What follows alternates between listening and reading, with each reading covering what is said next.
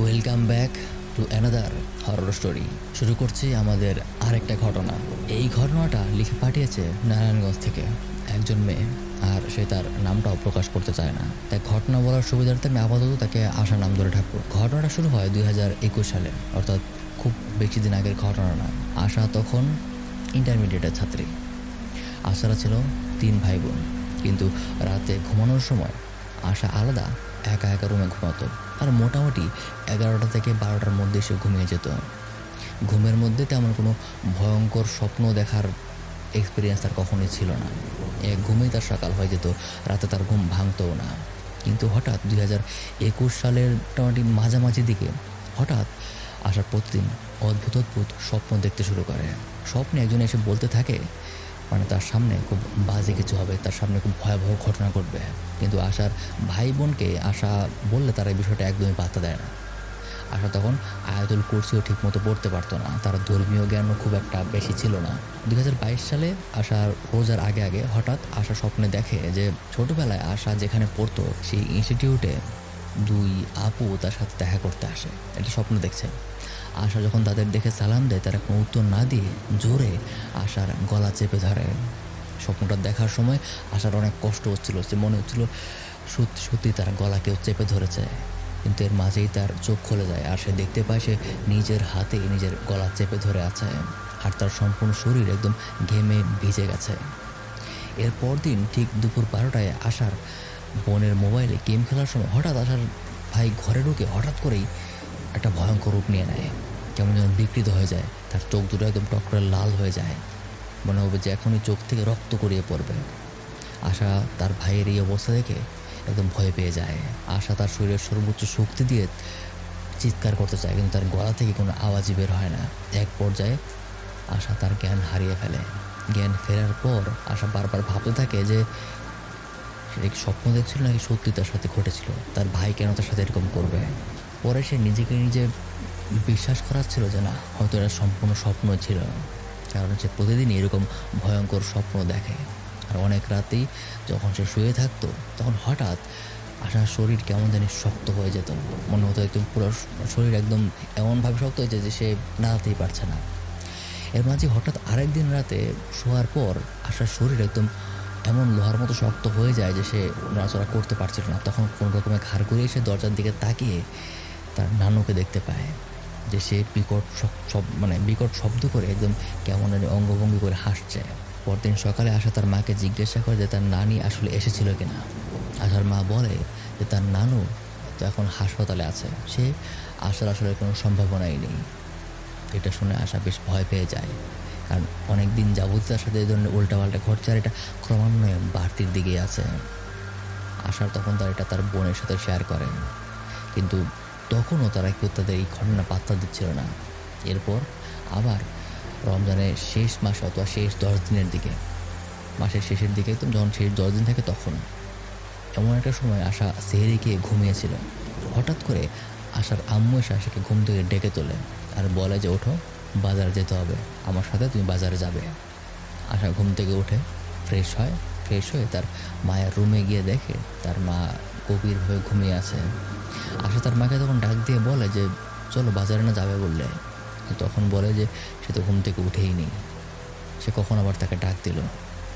এটা শোনার পর আশা বুঝতে পারে যে না, এবার তার মা বাবার সাথে ব্যাপারটা একটু ভালোভাবে শেয়ার করা দরকার। তখন তার মাকে সে অনেক কষ্ট করে সব কিছু বুঝিয়ে বলে যে প্রতিদিন সে এরকম ছোটোখাটো সমস্যা ফেস করছে এবং এটা প্রায় বছরখানেক তার সাথে চলে আসছে। এসব শোনার পর আশার মা আশাকেই দোষ দেয়। সে বলে যে আশা নিয়মিত নামাজ টামাজ পড়ে না, এই কারণে তার সাথে এরকম হয়। এরপর সে তার মায়ের কাছে দাবি করে যে তার আসলে রুকিয়া করাতে হবে, সে রুকিয়া করাবে। রুকিয়া হলো একটা ইসলামিক উপায়ে কোরআন আর দোয়ার মাধ্যমে একটা স্পেশাল চিকিৎসা। মূলত এটা আত্মার শুদ্ধির জন্য বা কারো সরানোর জন্য করা হয়।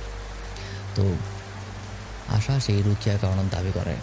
তো আশার যে মামা ছিল, তার ক্লোজ মামা ছিল, সেই অনেকের রুকিয়া করাতো।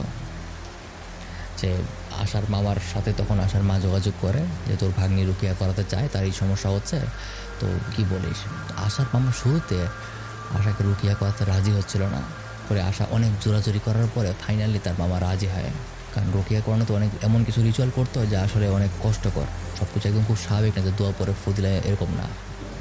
রোকেয়া করানোর সময় আশার সাথে কি হয় এটা আশা একদম বলতেই পারে না, মানে তার একদম মেমোরিতেই নেই। কিন্তু রোকেয়া করার সময় আশা নাকি আরবিতে অনেক কথা বলছিল, যেই কথাগুলোর অর্থ তার মামা ছাড়া আর কেউ বুঝতে পারে না। এগুলো পরে আশা তার বোনের কাছ থেকে জানতে পারে। তবে আশার এতটুকু মনে আছে যে রোকেয়া করার সময় আশা চোখ বন্ধ করলেই, যখন চোখ বন্ধ করতো তখনই সে একটা নিকাব পরা একটা মহিলাকে দেখতে পায়। আশার মামা আশাকে অনেকগুলি আমল করতে দেয়, মানে কিছু নির্দিষ্ট রিচুয়াল পালন করতে দেয় যেগুলো আশাকে নিয়মিত করতে হতো। কিন্তু সেগুলো আশা নিয়মিত করতে পারছিল না, কারণ এরকম প্যারানর্মাল কিছু হওয়ার সময় তার মানে এই ধরনের আমল করতে গেলে অনেক ধরনের বাধা বিপত্তি আসে। আশা যখন এই আমলগুলো করতে বসতো, মানে নির্দিষ্ট কিছু দোয়া ছিল, সূরা পড়তে হইতো, যেগুলো একদম নিয়মিত পড়তে হতো নির্দিষ্টভাবে নির্দিষ্ট সময়ে। তার শরীর কেমন জানি জ্বালা পোড়া করতো, এগুলো সে করতে পারতো না। আর তার চোখ কেমন জানি গরম মনে হতো চোখ গরম হয়ে যাচ্ছে, তার চোখ বের হয়ে আসবে, সে তাকিয়ে থাকতে পারতো না ঠিক মতো। এভাবে মোটামুটি অনেক দিন কাটে। এরপর 2024 সালের কোরবানির আগে আশা হঠাৎ অনেক অসুস্থ হয়ে পড়ে। শুরুতে আশা আর তার ফ্যামিলি এটাকে খুব নর্মাল মনে করে যে হয়তো জ্বর কমে যাবে, কিন্তু তার জ্বর 105 পর্যন্ত উঠে যায়। আর তার শরীর স্বাস্থ্য দিন দিন খুবই খারাপ হতে শুরু করে। আশাকে ডাক্তার দেখানো হয়, ডাক্তার বেশ কিছু টেস্ট দেয়, দেখা যায় তার টাইফয়েড আছে, তার ইউরিনের ইনফেকশন আছে, বেশ কিছু সমস্যার কথা ডাক্তার তুলে ধরে। কিন্তু তার পরিবার কেন জানি এটার দিকে মনোযোগ দিচ্ছিল না। এটার কারণে থেকে বেশ আরও কষ্ট পায়। এর মাঝে অসুস্থ অবস্থায় একদিন আশা তার ভাইয়ের রুমে শুয়েছিল। আশা হালকা ঘুমিয়ে পড়ে, আর তার চোখ খুলে সে দেখে তার সামনে একদম কাফনের কাপড় পরা, শুধু মুখটা খোলা অবস্থায় তার ভাই শুয়ে আছে। সেদিন আশা কী জানি মনে করে হাত বাড়িয়ে সে অবয়টাকে স্পর্শ করে ফেলে। আর কেমন জানি তার মনে হচ্ছিল যে পানি স্পর্শ করছে, একটা লিকুইড ফর্ম স্পর্শ করছে, এরকম মনে হচ্ছিল। আশা ডান কাত হয়ে তার মামার শিক্ষিত একজন দোয়া তখন পড়তে শুরু করে।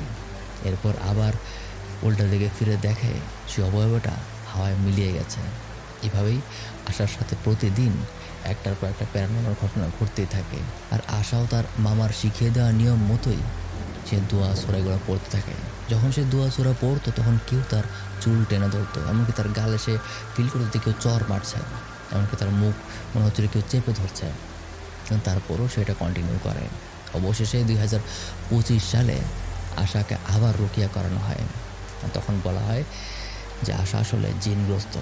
এখন পর্যন্ত আশা জানে না যে তাকে কোন দিনে ধরেছে, কেন আর কীভাবে ধরেছে।